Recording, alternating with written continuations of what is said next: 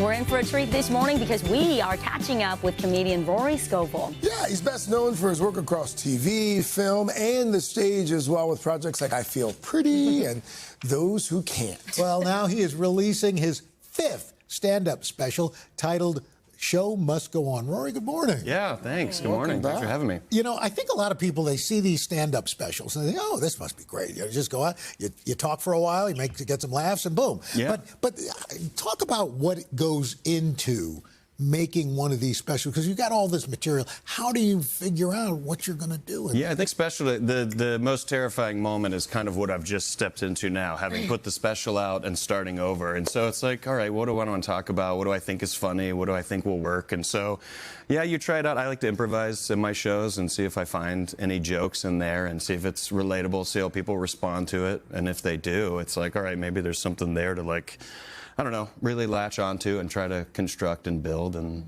rely on and create a special out of. I do love that Netflix has really leaned into these comedy specials. Like, you can always find like a pretty good one on Netflix. Yeah. You've said that this one, though, for you, it was transformative. Like, it actually changed your life. Yeah. But how? Because you've done them for years. What was different? I think I finally started figuring out how to pace it up a little bit and kind of trim, stuff out of it that didn't need to be there. Editing, I guess, is really what it is. But also, my dad passed away about 6 years ago, and this was the special where I was like, I really could maybe lean into some kind of therapy in this. If this is what I do and this is how I communicate with people and this is my craft, like what's the most honest, real place that I'm at right now? And I was like, I think kind of talking about this in some to this. I'm at this point in my life too. It sounds like it was cathartic for you. It was very cathartic. It was an experiment. I mean, I at the end of the special, I talk about my dad, and I didn't talk about him in that way the whole tour. I only did it when we shot the special. So I, too, didn't know what I was going to say or how it was going to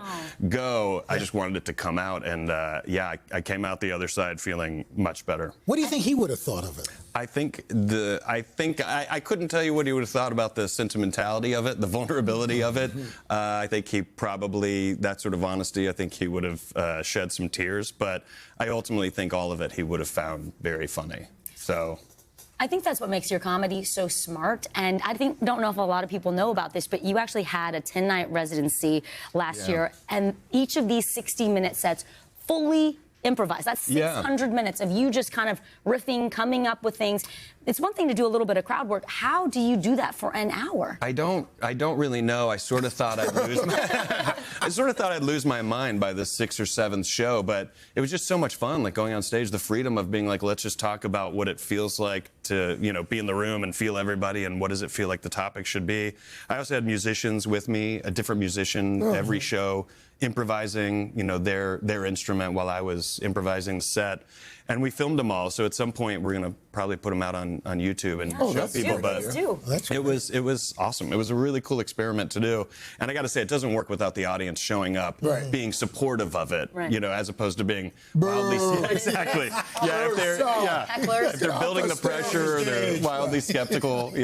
So they were super supportive, and so we found some really funny stuff that might make its way into my next thing. So that's terrific. Yeah.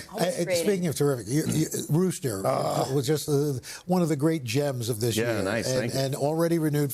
You're getting ready to start filming. Yeah, we're about to start season 2 in a couple weeks here. Yeah, so we're excited to do it. It was so much fun. Yeah. Anything you can give us a hint? I don't know anything. I actually don't even know anything. Oh, you haven't seen the script? Never got anything. So I might actually find out I've been fired and I don't know it yet. It might kill me off. The whole cast is like, no, we all got the scripts months ago.